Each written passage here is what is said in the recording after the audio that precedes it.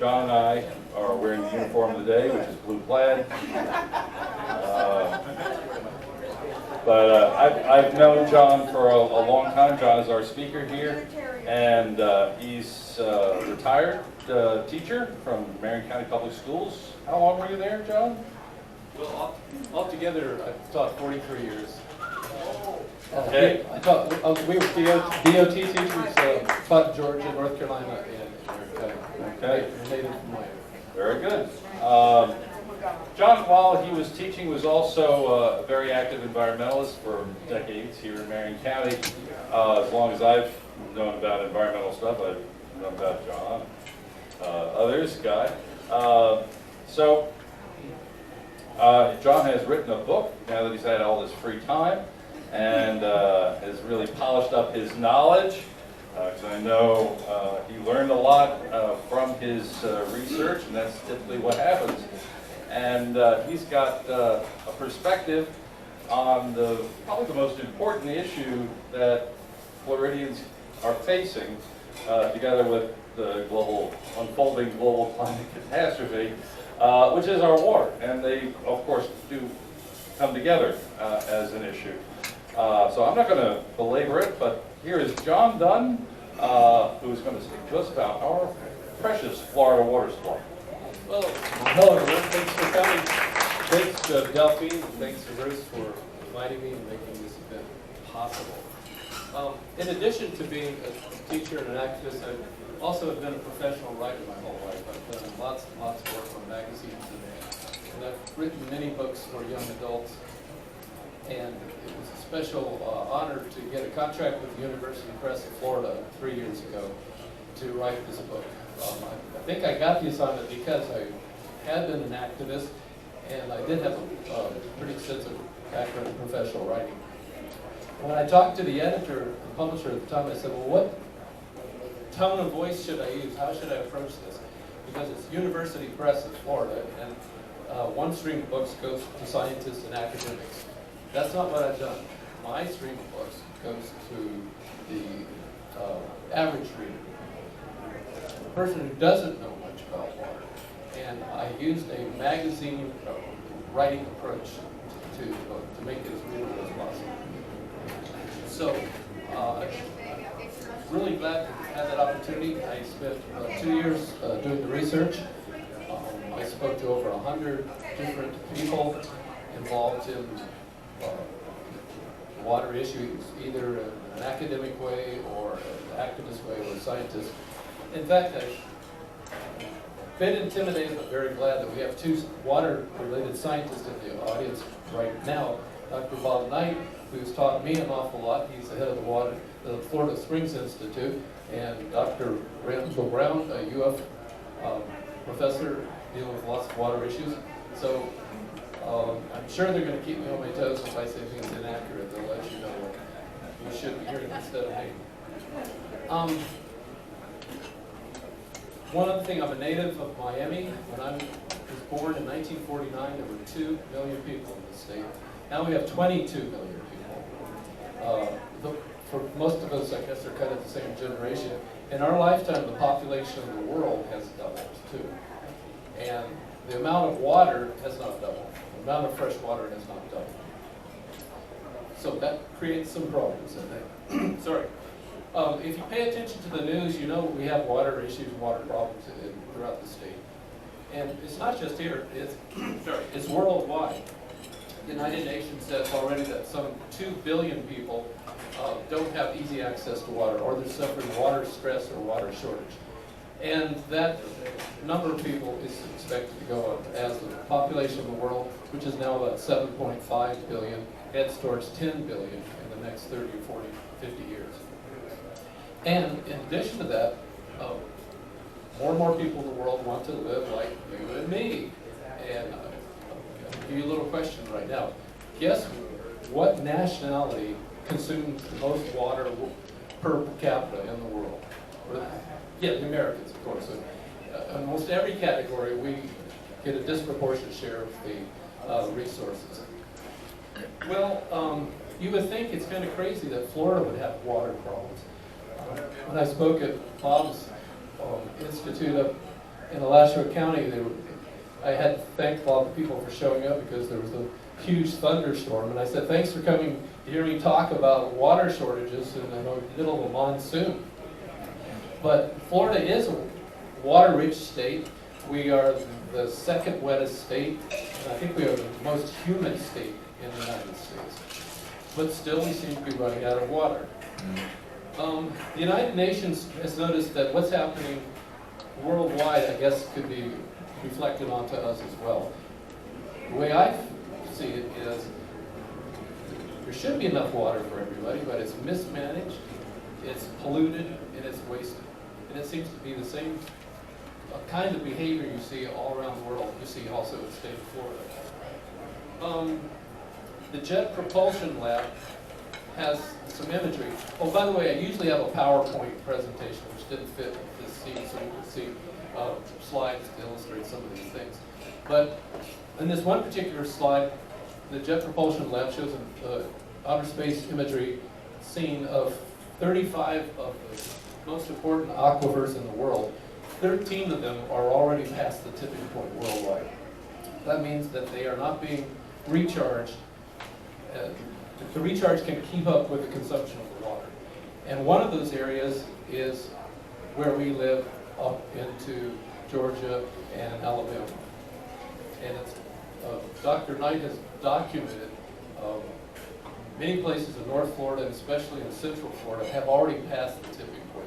10 years ago, the Orlando area was designated as being, or the city of Orlando was number 10 in cities in America running out of water.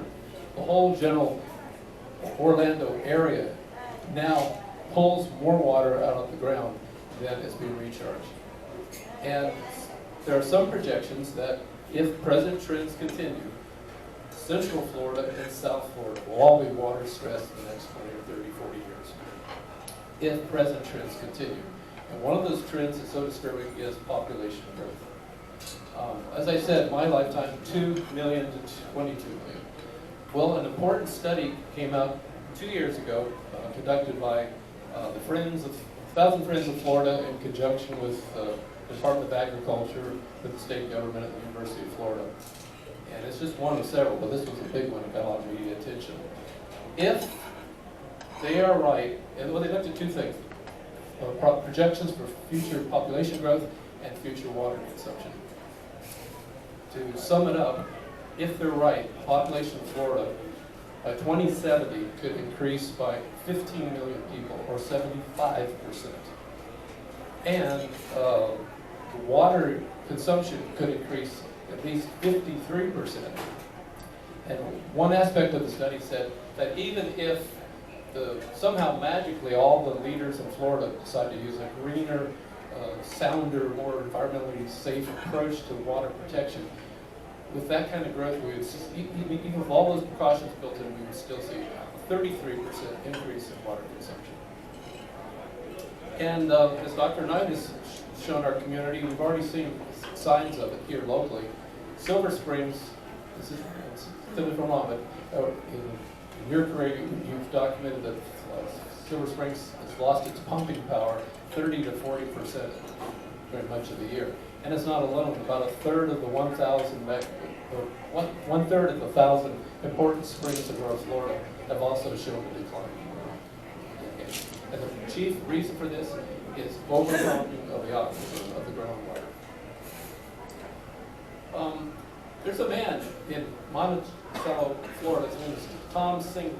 He was a big help to me when I wrote my book. He is a water consultant.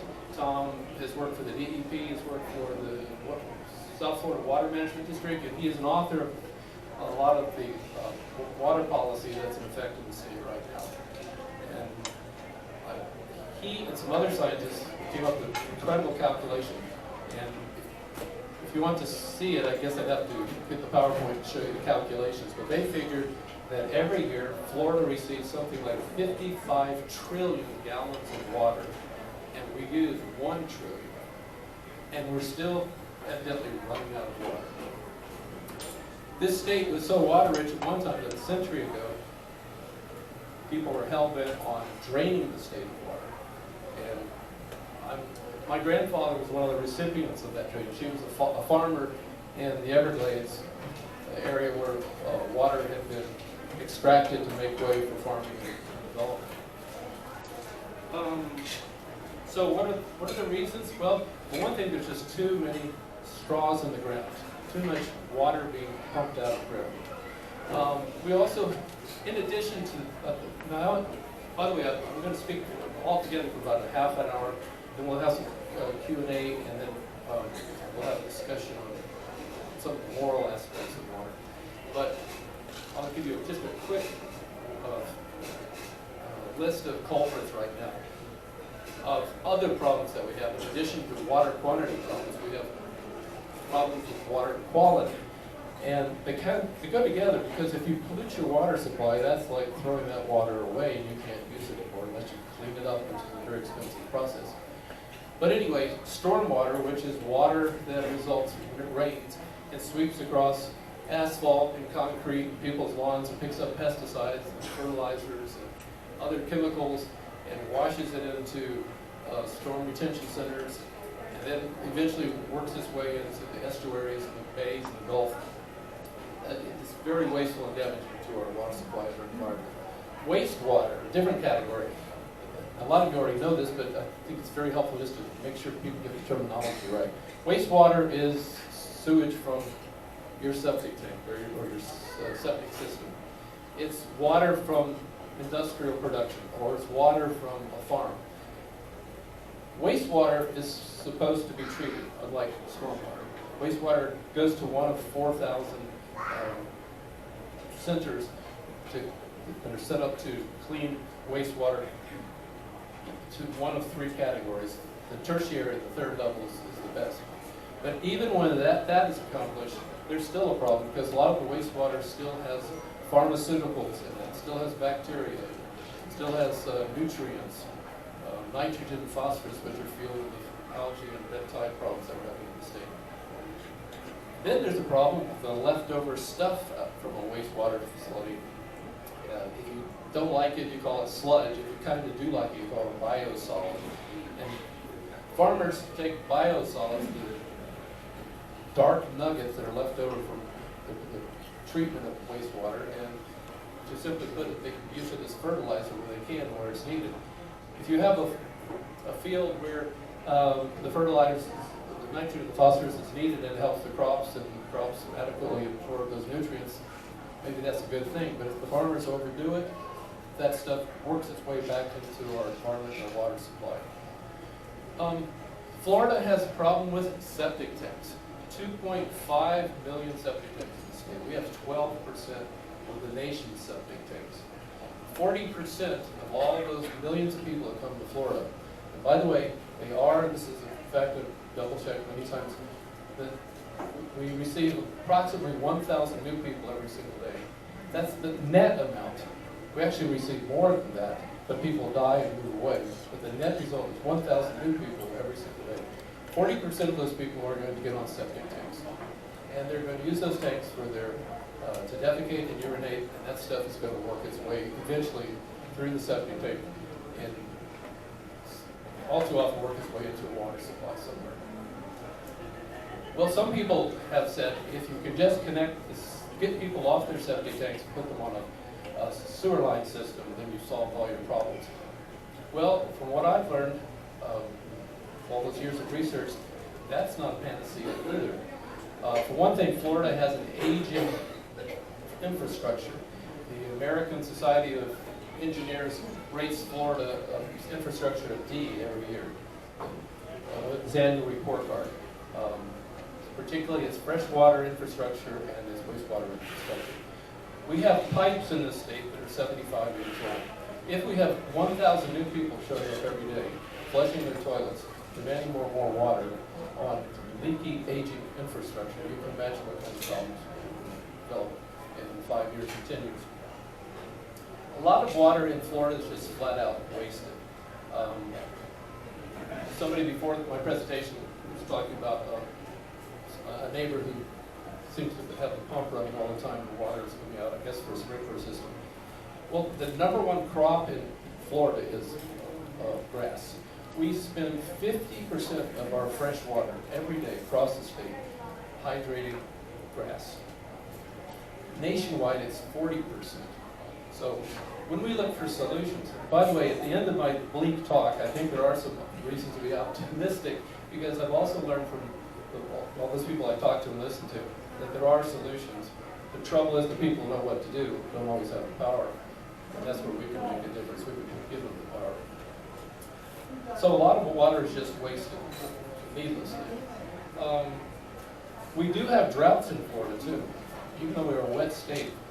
Back in the 1970s, we had such a terrific and dangerous drought that sort of launched Florida's concern for working up some environmental laws that were very vital and impressive and helped inspire the environmental movement in this state. One of the other biggest problems that we have with our freshwater supply is sea level rise. Florida is ground zero for sea level rise. Florida is the most vulnerable state to sea level rise. By the way, I'm making a lot of declarations here, but in my book I do have sources where I get all this information. It would be tedious just to give it to you all now. But if you think about it, and it's already happening. It's not, for some reason, people north of Orlando are still doubtful about this. If you travel to South Florida, the level of skepticism disappears really quickly. Miami Beach is already spending over, the city of Miami Beach is already spending over $500 million on pumps to keep the water off their streets. Last year, the residents, the voters of Miami-Dade County, imagine this, Americans doing this, they actually voted to impose a tax upon themselves to raise millions of dollars to come up with infrastructure for resiliency against sea level rise. Florida is a peninsula. The salt water is coming from all around us. If you're new to the state, this might surprise you. Salt water is also underneath the state. And as we pump fresh water out of the ground to use for a variety of things on the top, the salt water is coming up from underneath. It's coming from the sides. To make matters worse, we have a karst limestone rock foundation under our soil, which is like a huge sponge, and it's easy for water to seep through it. So that salt water is intruding. It has already invaded water supply systems in Fort Lauderdale and Palm Beach. Those municipalities have had to put their municipal freshwater wells further inland to escape the rising sea level.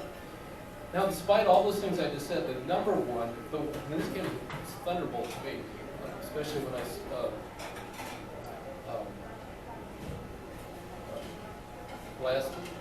several people, I'll just make it sound sorry, I could make this long enough and get short instead. Several people that I spoke to, when I said, well, what is the most threatening thing to our water supply? And it's the destruction of our natural hydrology.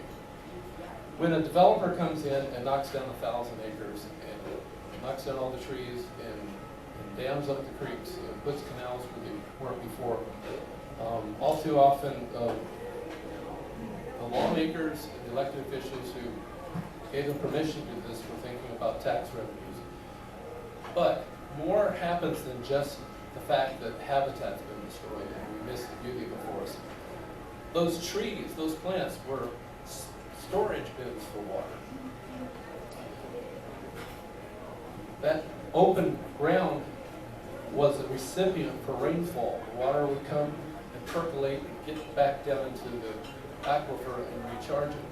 But when you put asphalt and concrete and houses and shopping centers and malls on top of all that, the water now can't penetrate. At least can't penetrate like it used to. So now it becomes storm water, dirty water, and it's ported from far away. It doesn't stay where it used to be. And you also have evaporation problems that didn't used to have. So this kind of disruption of the natural hydrology is seen by many people, such as Tom Singleton, as being the worst problem that we have. And it's going on worldwide. In Florida, we have destroyed half of the Everglades. It's never coming back. We have half of our wetlands are gone. Worldwide, it's worse. Some estimates are that 60 to 70% of the wetlands in the world have already been used up by humans. Now, eventually, when we get to the solution part, keep that in mind, because a lot of people think that's what we need to do to address some of our issues, is to try to restore the natural hydrology.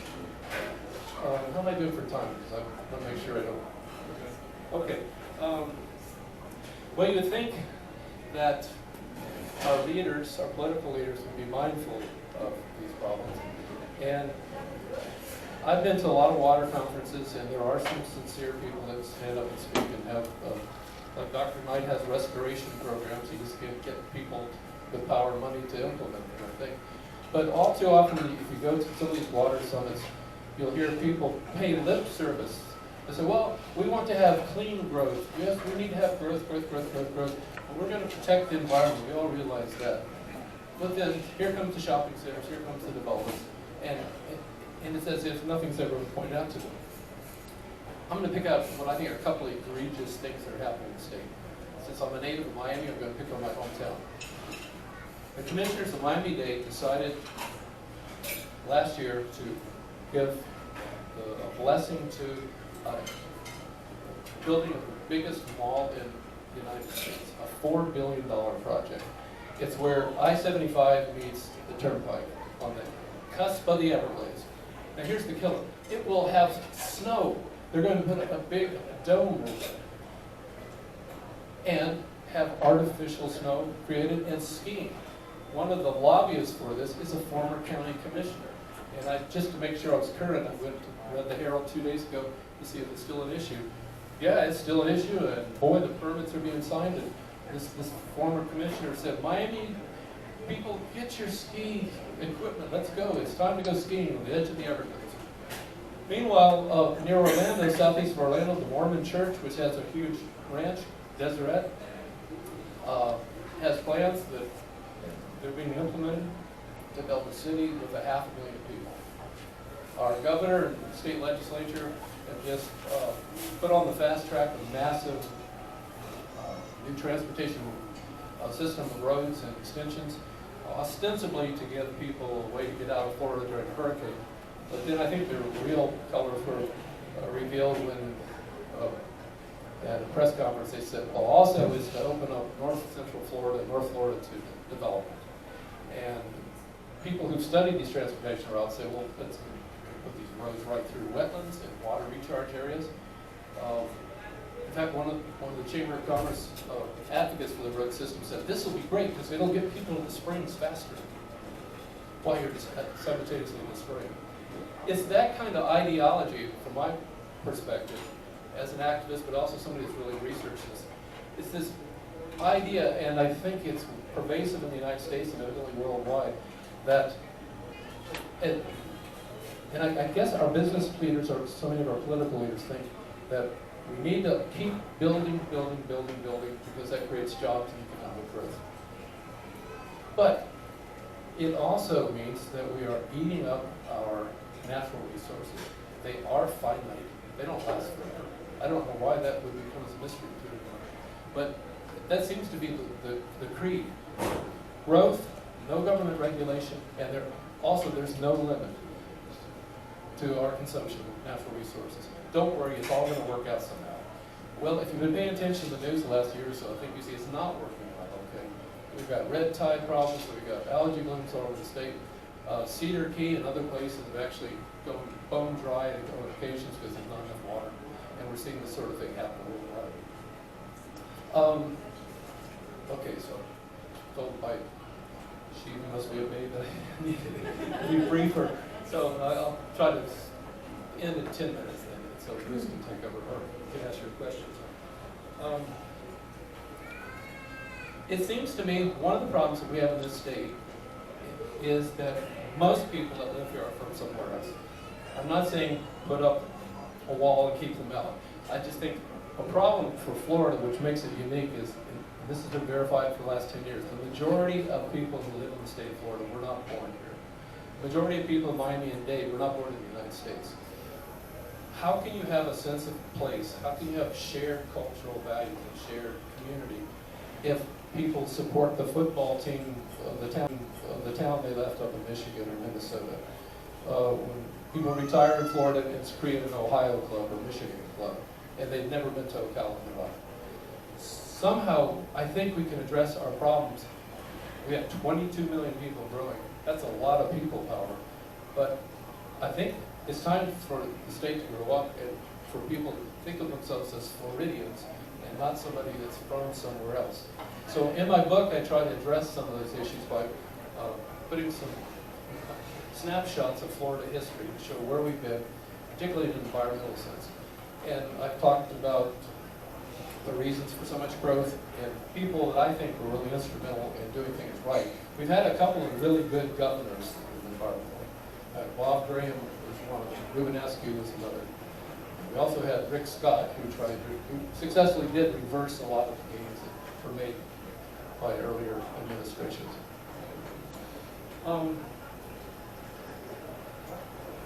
Somebody I was listening to recently said, well, the Villages is using up a lot of our water. There's a problem with that. It's not our water, and it's not really their water. Water in Florida is a state resource. It belongs to everybody. In one sense, it belongs to nobody. There was a famous case in Florida called the Tequesta case. And the outcome of it was that you only own the water when you pump it up and it's in your possession. And while it's in your possession, it's your water. If that water leaks from your bucket, seeps back down on the ground, and returns to the aquifer, it's not yours anymore. If it evaporates, it's not yours anymore. In essence, nobody has a right to water. Search the Constitution. You won't find anywhere that says you have a right to fresh water. You either. Maybe that's a problem. Well, somebody has to decide who gets the water, how much, where does it come from. And that duty is left to our 5 water management districts. Florida's not like all the other states. We don't have a central water distribution system or governance. We have 5 water management districts. And a lot of the drama takes place in one of those places. So I tried to explain how the 5 water management districts got started. They have kind of an impossible task in some ways. They're supposed to make sure their decisions do not hurt the environment. At the same time, everybody that has land has a right to use water and get a permit to pump it up as long as it meets a public need, meets a common good somehow. Finding that delicate balance, particularly when there are more and more people and more and more water, is going to be really hard. Okay, so what are we going to do about all this? The language that I've picked up from the experts is that we can continue the status quo, which is continue on the hard path. The hard path is an engineering term, or we can look at new approaches to water. The hard path, very simply, is, well, here's an example. Suppose a developer builds a community for 5,000 people.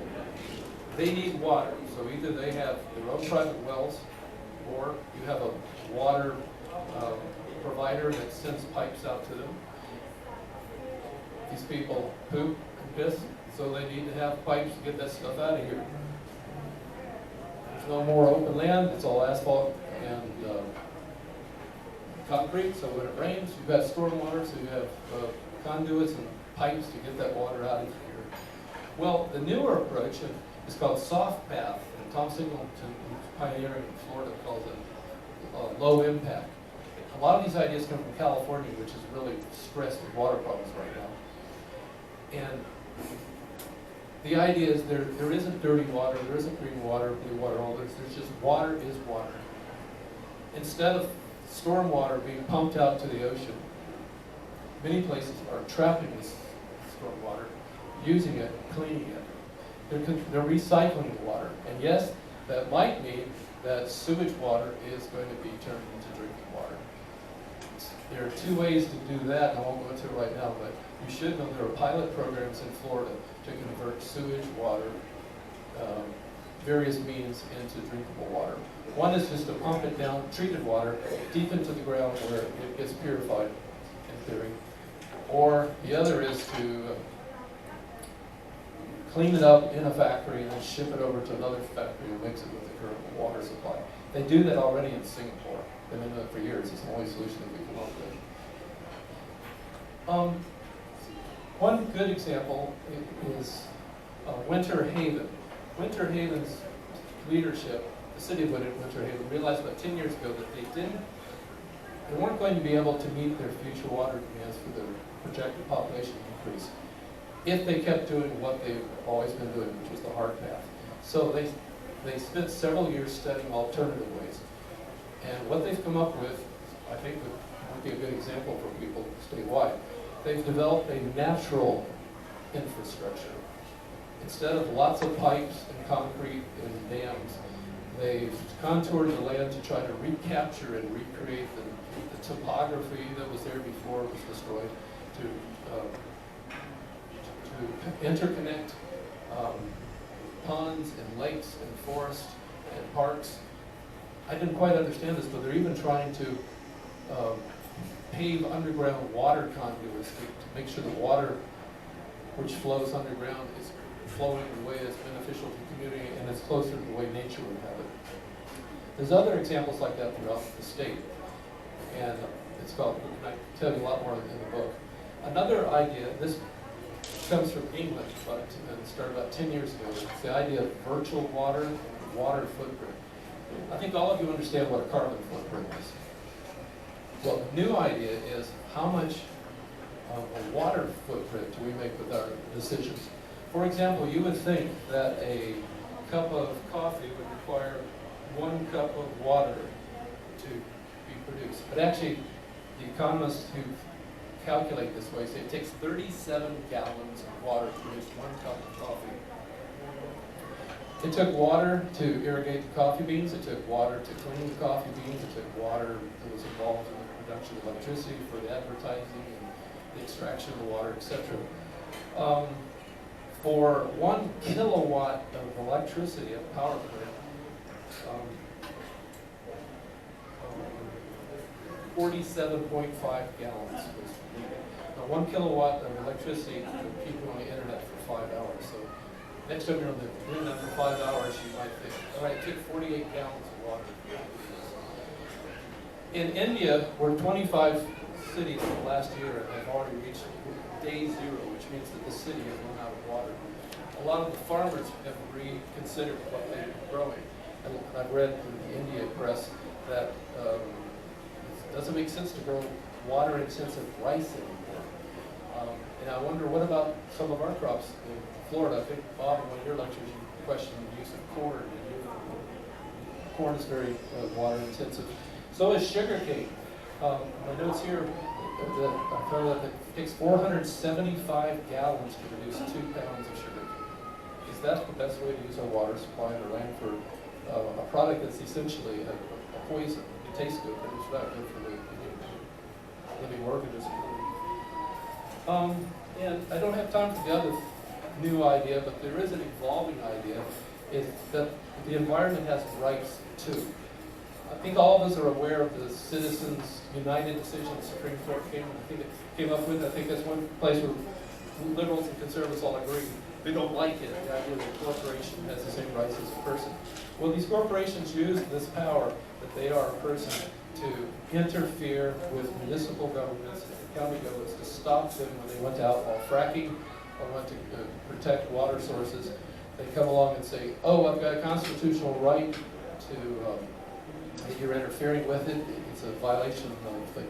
I could develop this land and make millions of dollars. Your decision with your zoning or your land use decision deprives me of making all that money. So that's an unfair taking under the Commerce Clause of the U.S. Constitution. So we're going to sue for constitutional reasons that you're depriving us right. In addition, a lot of states are doing the bidding of big corporations and forbidding municipalities and regional governments from passing ordinances to protect the local environment and water supplies. The good news is there's some pushback, and I've Lee County, Alachua County, Orange County, Brevard, and Osceola counties have emerging legal battles there to establish two things: that you and I have a right to a clean environment, so do our children.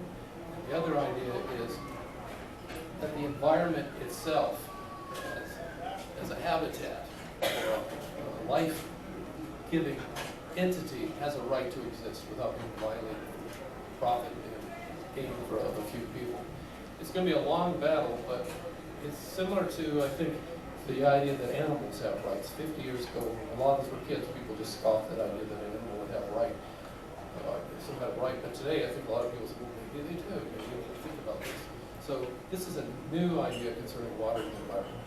Okay, so I'm going to come to an end here. I guess we could do Q&A, but since I went over a little bit, maybe I'll just yield to Bruce to lead a discussion. If you have a question, particularly for me. At the end of my book, I discuss some of the moral aspects of water, the ethical responsibility, such as, I think most of us in here have grandchildren, don't we? Some of them have great-grandchildren.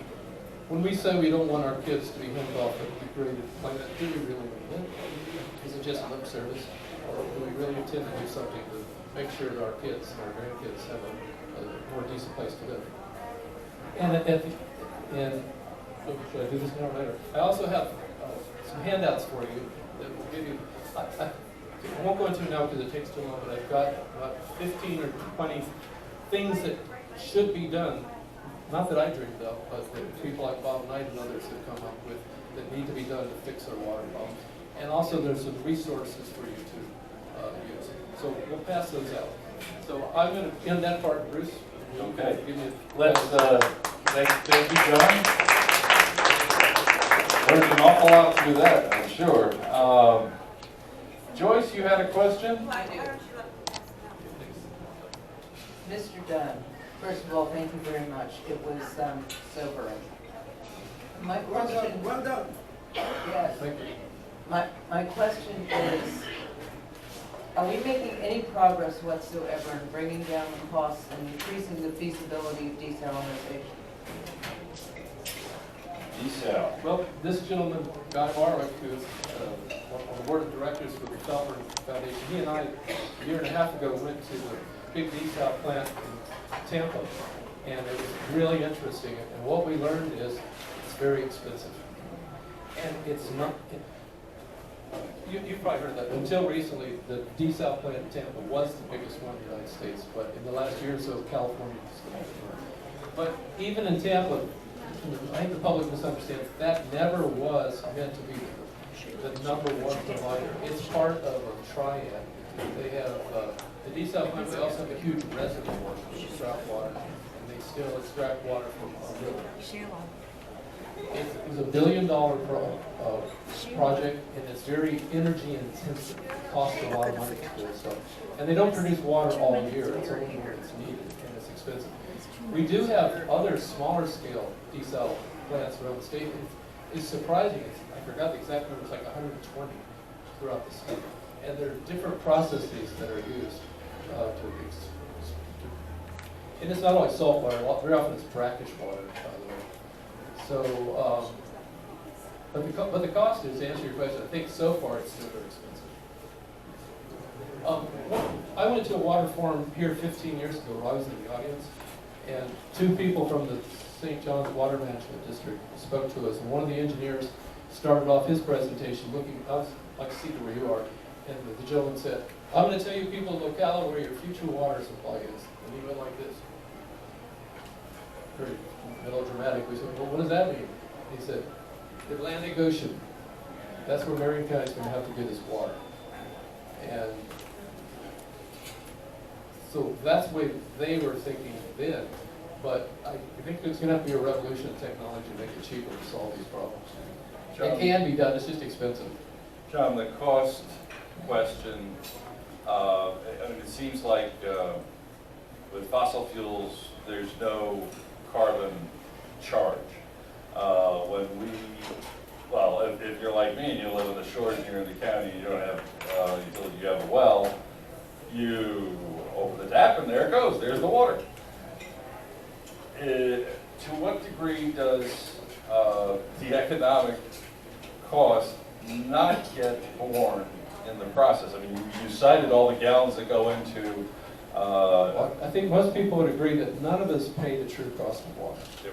What we really pay for is that if you're getting your water from the Ocala municipality, you're really paying for the delivery of the water and the management of the water. There's no control over somebody who has their own well, which is a problem. And some people think maybe those days are gone. We need to monitor private wells and attach a fee. But if we paid as much for water out of the ground as we do for bottled water, one idea I come across for electricity and water, instead of showing how much kilowatts or how many gallons we use, if we had on the gauges how much money you've been charged so far this month. You are now $90. It's now as you're sprinkling your lawn, you watch it go from 90 to 92 and so forth. There needs to be a way to focus people on the true cost of water. And it has been done. Cynthia Barnett wrote a book. She's a friend of mine. She came up with a book 10 years ago on the same issue. Things have just not gotten better since her book came out. But she does cite many cases around the United States where they've tried tier pricing. The more you use, the higher, the more you pay per unit. That everybody gets sort of a basic level to stay alive. But then you have a problem. Well, if you're rich, you get to do whatever you want to get with these resources. That brings me to another question. Since they don't have any hands up, I get to ask questions. Because I've got a microphone.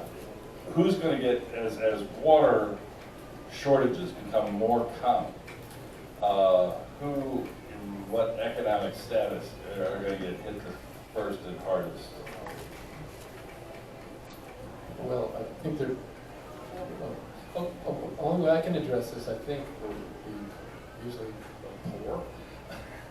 Because in Miami and South Bay, because of sea level rise, there's a retreat from the coast. People can't get insurance for their fancy homes on the coast, so they're relocating inward, and they're driving up the price of real estate. And so, I don't know if that really, it's an unexpected consequence, but so they're, in a way, they're victims of sea level rise, and they're being displaced. There's a road in St. Augustine that was built a long time ago that leads out to a key or an island for some wealthy people. And time again, this road is destroyed by rising tides. And time again, taxpayers' money is used to rebuild this road, which is only used by a handful of rich people.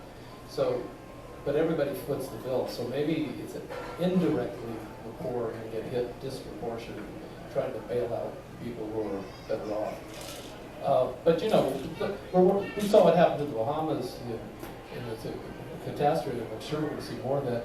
I don't know if anybody in leadership in Florida has given much thought, but that whole Caribbean, rising 50 years from now, where are those people going to go? They can't stay on those islands that are 2 inches off sea level. You got a question back there? Hi, thank you, John. It's been really helpful on the call to read your book. Thank you. You touched on this a bit. Yeah, it's not going to go all the way I'm not supposed to let you do it.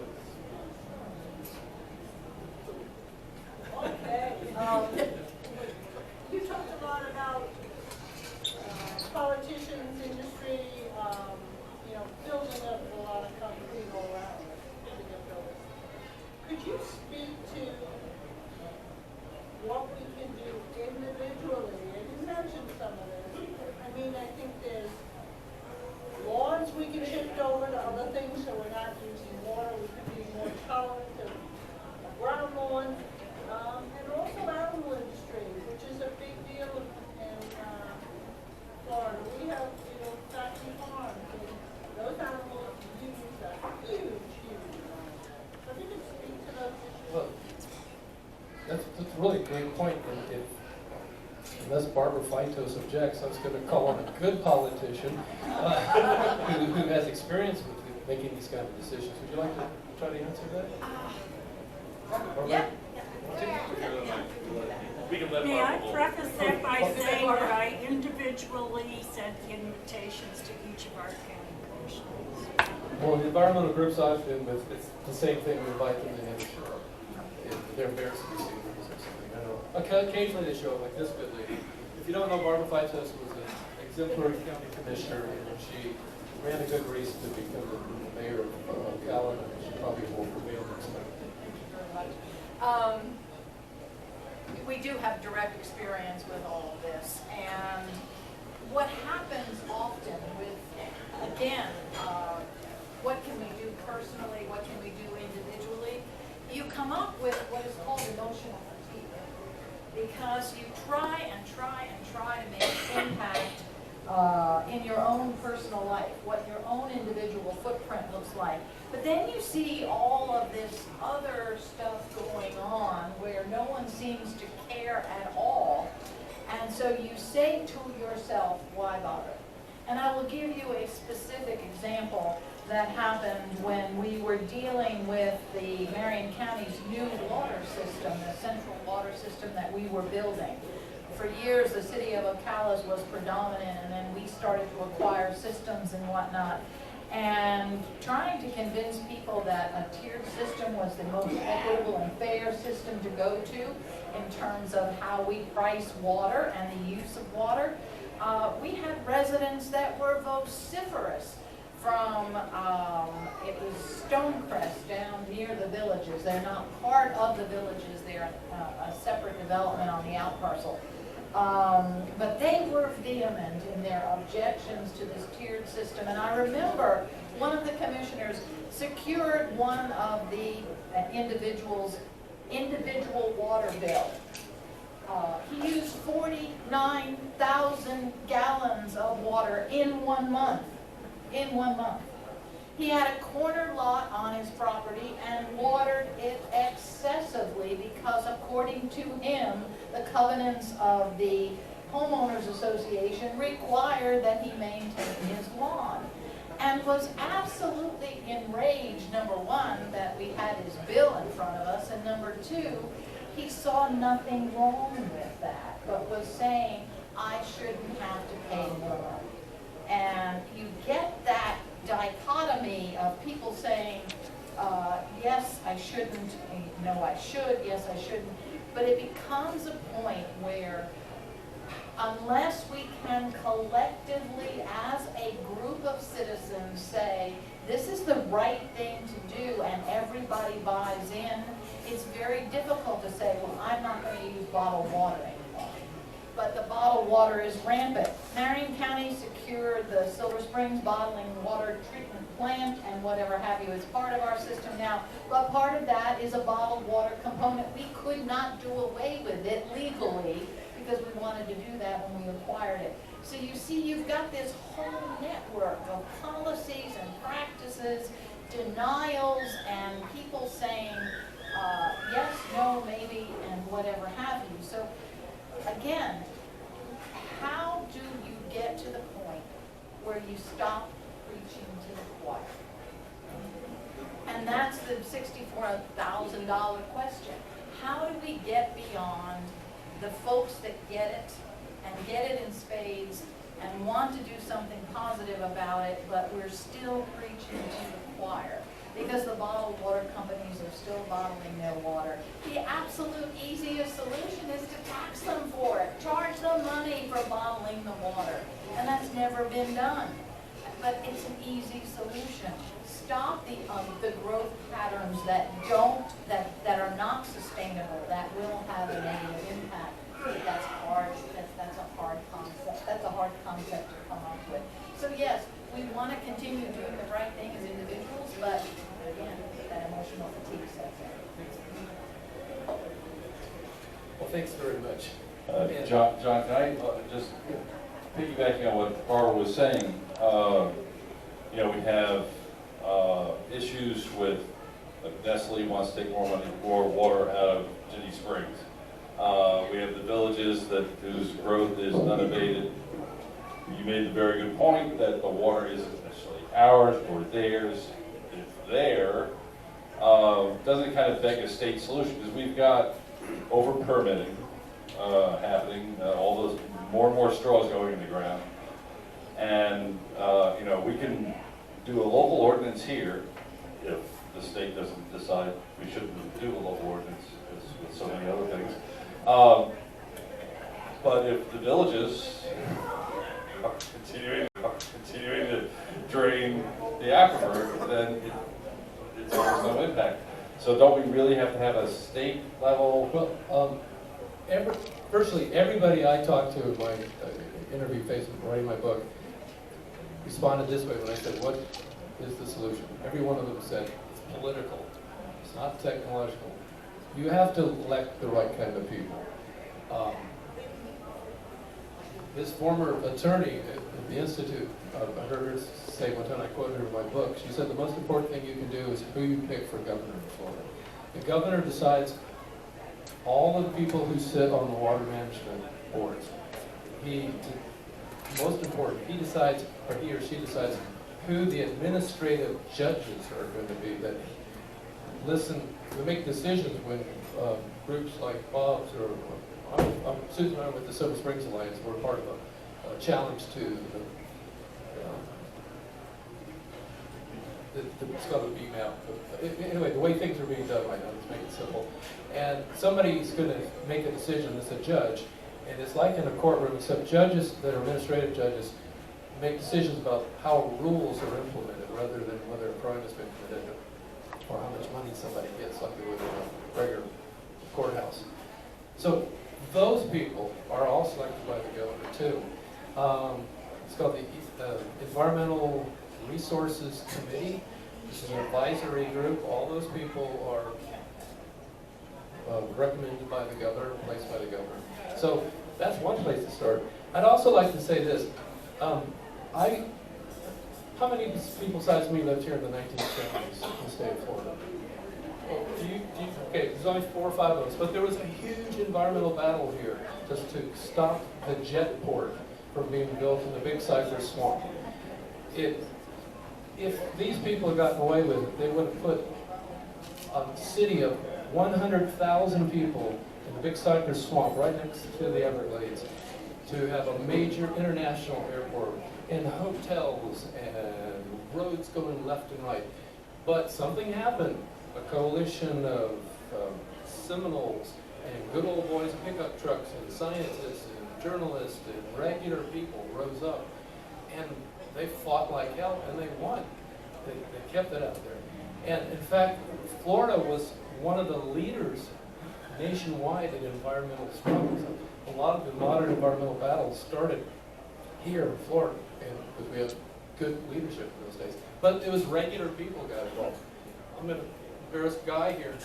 Guy Marwick, well, he was like me, he was a public school teacher, but Guy decided that we needed to have a natural history museum out at the state park. This man, all by himself, raised $1 million. He raised it, $1 million for the construction. He also lobbied by himself in Tallahassee until he convinced enough of the lawmakers to authorize Marion County School Board to allow him to build this treasure that we have. Dr. Knight here, he doesn't just talk about fixing things, he has complex restoration plans, right? He's all ready to go. He's figured out the science and the engineering. He knows what needs to be done to restore our springs and rivers. But what are you running into? Political opposition. Would you elaborate? People do know that? Well, certainly. Now, it's been suggested that the governor appoint some actual scientists and engineers to the Water Management District governing boards because there haven't been any since for the last 20 years, really. And so all the decisions are being made basically by developers, people who profit from development, instead of people that actually can realize that there are limits to growth and that there are detrimental impacts. So it's the money in politics that I think is stopping a lot of the important things that need to be done, like the environmental future of Marion County and Florida as a whole. It's money in politics. And when the common people rise up, like in the jet port and things like that, they have to use their own money to fight their state. And that's what we had to do on the Stronach Ranch, the Dina Springs Ranch. We had we raised, about $100,000 to challenge those permits. We ultimately lost, although we cut them down from 23 million gallons a day to about 3 million gallons a day. So we sort of won. But it's crazy to have to fight your state, your own taxpayer money.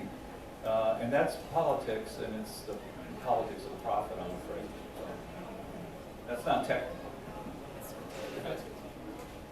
I was wondering, John, there was a time before Rick Scott when we had concurrency laws. Concurrency, you had to have adequate roads to build, you had to have adequate schools to build, adequate water should be reinstated as, if you're in a water cautionary area, such as the villages, which I understand just bought tens of thousands more acres of land, building 400 houses a month. Concurrency, if they're in a water cautionary area, which they are, I think that's one of the things, the tools that our state needs to reinstate after we get rid of people, such as, of course, we never did really get rid of Rick Scott. He's still overseeing on from a different level. It's wonderful. Very briefly, for those that weren't here in the 1980s, the state of Florida told all the counties and local governments that they had to come up with growth management plans that could comply with certain regulations. And Guy and I and Susan and some others that lived here, we went to our public meetings here in the 1980s. And they were tumultuous because the government had put together a growth management plan. So people took the microphone from the horse industry, from the environmental community. People came from all over to give their 2 cents. And finally, the county commission, like all the county commissions in Florida, cobbled together growth management plans to get prepared for the growth that was coming. And what Guy's talking about, yeah, if you're going to build housing development, then you need to have money in preparation to build a school to accommodate all those people. And if you haven't thought that, you're not going to be able to do it. So these large-scale projects would be sent to Tallahassee for review to see if they did match up with state requirements and if they were in the public interest. He's right. And I think it should be said, Rick Scott, there was a recession going on and people did need to get back to work and all that. But he and the state legislature cut over approximately $750 million from the DEP and from the water management districts. They destroyed the growth management plan, in effect. The responsibility was turned back to the local governments. And so the developers thought that was a wonderful development for the benefit of them. And since that time, our populations of millions and millions of more people that show up had no idea what had happened before and wondered why things were out of control. I was standing in Silver Springs Headwater a couple years ago with Susan, and this young man came up next to me, and he was like 18 or so. He said, "Can I ask you a question, sir?" And I said, "Sure." He said, "Do you live around here?" I said, "Yeah." And he said, "Really, the springs are so beautiful." I said, "Yeah, they are." He said, "My question is, do they put blue dye into the water?" I said, "Why would you ask me that?" He said, "Well, I know they do that at Disney, so I assumed that they must do it here too for it to look like that." And I said, "Well, that's quite a compliment to the springs, but you have no idea what it looked like 30 or 40 years ago. If you're impressed now, it's too bad, son, you couldn't see what it once was." And sociologists refer to this phenomenon as the shifting norm. Florida's still a pretty place, and it's amazing. And I hate what's happened to Miami, but when I go back there, I still think, gosh, it's dazzling. This is what an exciting place, palm trees and all these exotic people and foods and stuff. But still, when I was a boy, the biggest building in Miami was the courthouse. And now it's dwarfed by these huge buildings that are 5 times bigger. But anyway, the idea is when people arrive and they look around and say, "This is okay, this is acceptable to me," they don't realize they're looking at a degraded scene, a degraded situation that's constantly being degraded. The next year, somebody else comes in and says, "Looks okay to me," and you see another shifting norm. So I think that's one of the problems too. Yeah, there's several of us that are educators in here, so tell me if I'm wrong, everybody, but Florida history in high school is not a required subject. They dabble a little bit in middle school, just a little bit, but a sampling. But most adults, the decision makers, the leaders of the state of Florida have had no history at all about Florida's political history, forget about environmental history. I always kind of shake when I see a hurricane coming. I think, oh no, the people in charge.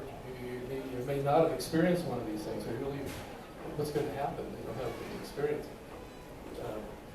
So I don't know how we deal with that because we're a fast-growing area. One thing we could do is to say no to water permits. Remember I told you about the meeting I went to and the guy from the water management district went to the Atlantic Ocean so that water supplies can go from there. And I asked the speaker in those days, it's like 15 years ago, I said, how often does the water management district, this is the St. John's Water Management District, St. John's River Water Management District, how often do they say no to a water permit request? He said, never. Never. Never. The guy was thinking.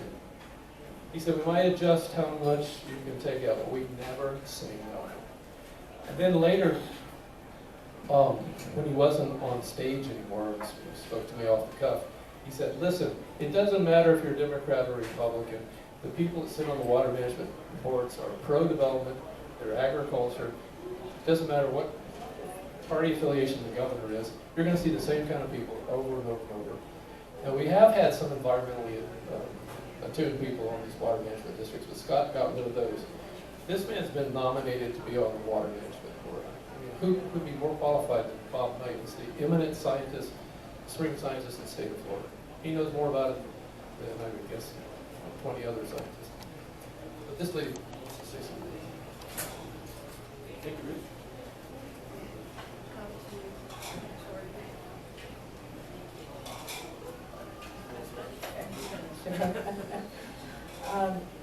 This is an idea that may also depend on what political entities there are in power. But has there ever been an effort to, instead of denying water permits or taxing, charging more for water, has there ever been an effort to reward people significantly for using less water? And wouldn't that be an idea that we could pursue?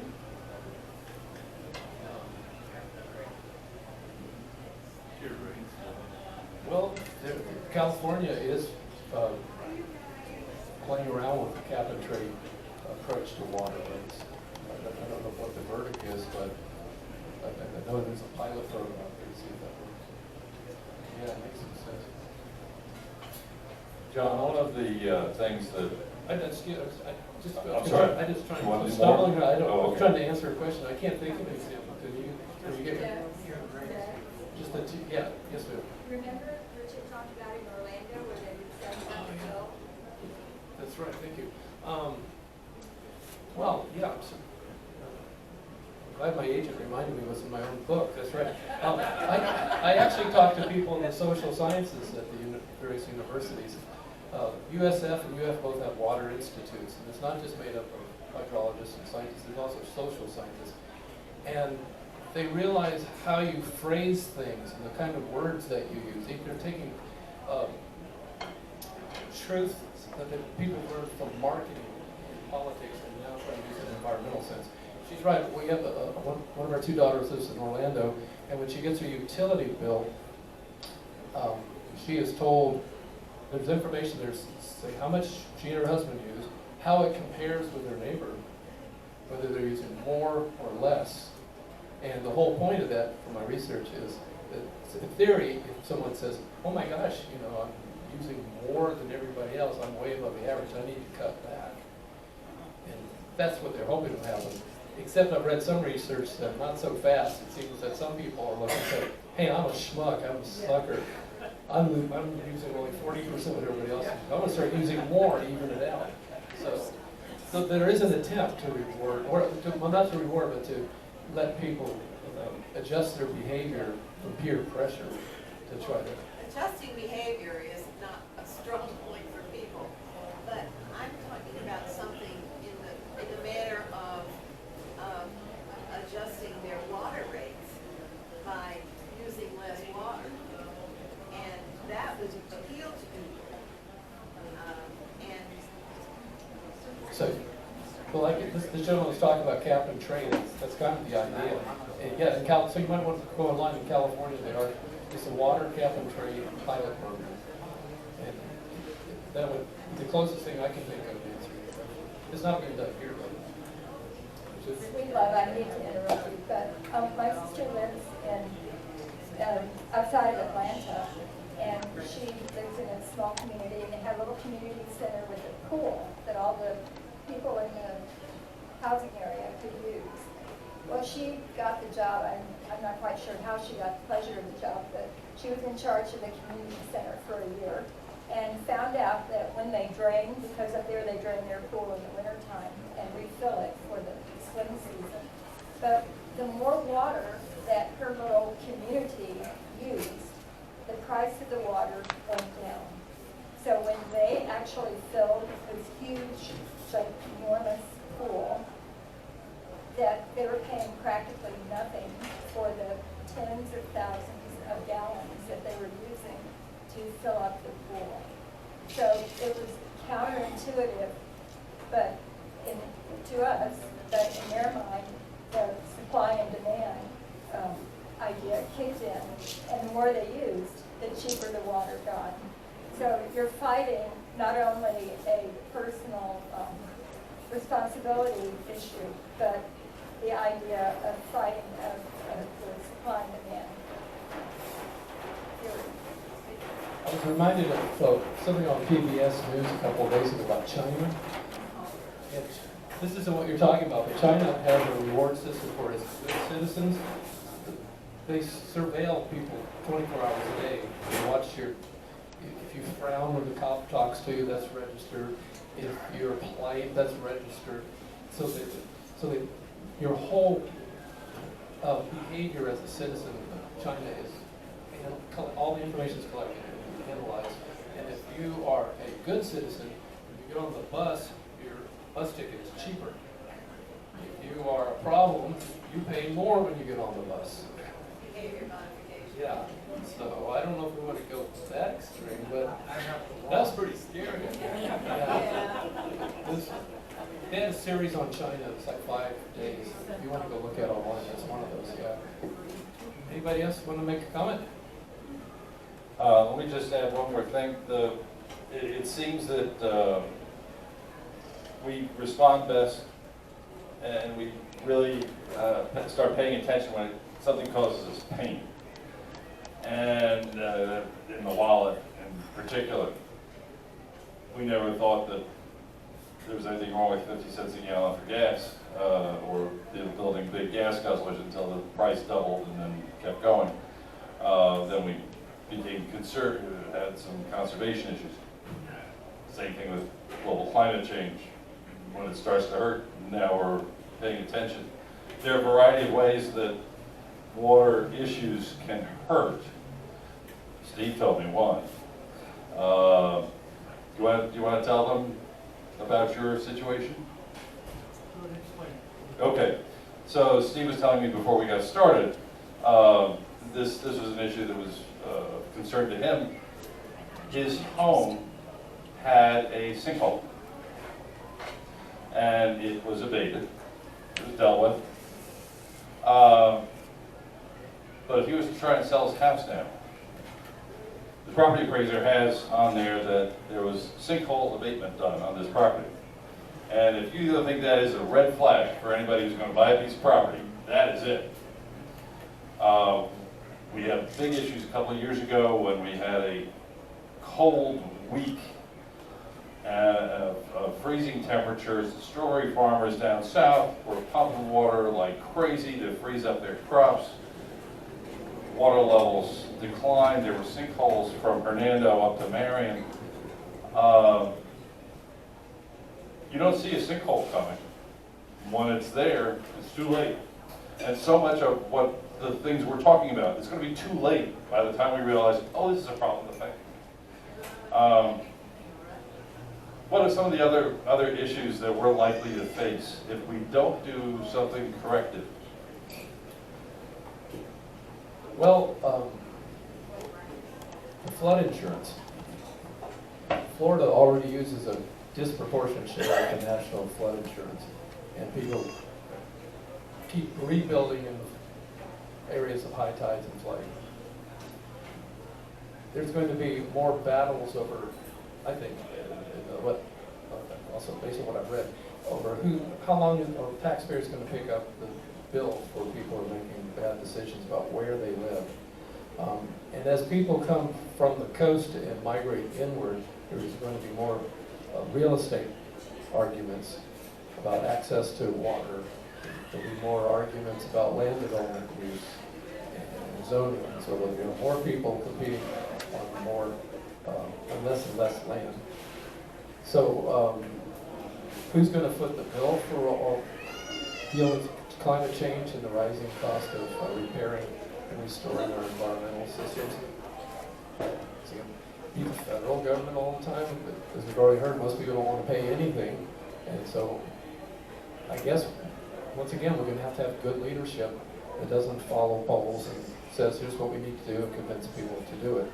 You know, here's an example of no good deed goes unpunished. There's a woman that a lot of us know as Karen Ehlers, and she had an individual lawsuit that was aimed at Stronach, the big cattle operation that a lot of us thought should be built. But anyway, she tried to do, quote, the right thing in terms of water. She had all of her St. Augustine grass ripped out of her lawn of her Palatka, and she put native Florida plants and trees and plants that have evolved for tens of thousands of years and know how to live in Florida's climate. And it didn't look like a manicured piece of property in the villages. Well, here's what happened. Her home insurance company dropped her. And when she asked about it, they said, well, it's obvious you've abandoned your property and not keeping it up. And so we're not going to insure you anymore. So I don't know, what do you do with that?